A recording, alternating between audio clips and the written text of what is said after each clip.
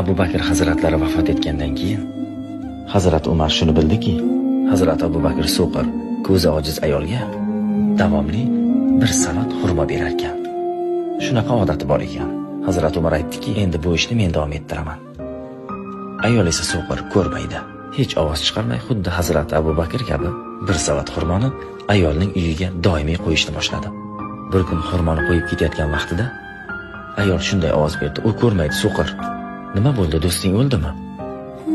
Hazrat Umar hayron qolib, "Siz qayerdan bilasiz Abu Bakr o'lganini?"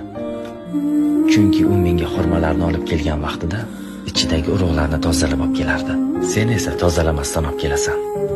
Hazrat Umar shunday dedi: "Tirikligingizda sizdan yaxshilikdan o'tolmadim. O'lgan bo'lsangiz ham yaxshilikda o'tolmadim." Ya marhaba.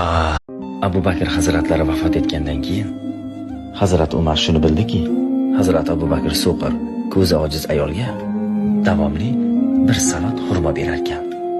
Shunaqa odati bor ekan. Hazrat Umar aytdiki, endi bu ishni men davom ettiraman. Ayol esa so'qir, ko'rmaydi. Hech ovoz chiqarmay xuddi Hazrat Abu Bakr kabi bir savat xurmoni ayolning uyiga doimiy qo'yishni boshladi. Bir kun xurmoni qo'yib ketayotgan vaqtida ayol shunday ovoz berdi: "U ko'rmaydi, so'qir. Nima bo'ldi, do'sting o'ldimi?"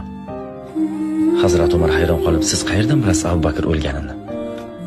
Chunki u menga xurmolarni olib kelgan vaqtida ichidagi urug'larni tozalab olib kelardi. Sen esa tozalamasdan olib kelasan. Hazrat Umar shunday dedi: "Tirikligingizda sizdan yaxshilikdan o'tolmadim. O'lgan bo'lsangiz ham yaxshilikda o'tolmadim." Ya marhaba.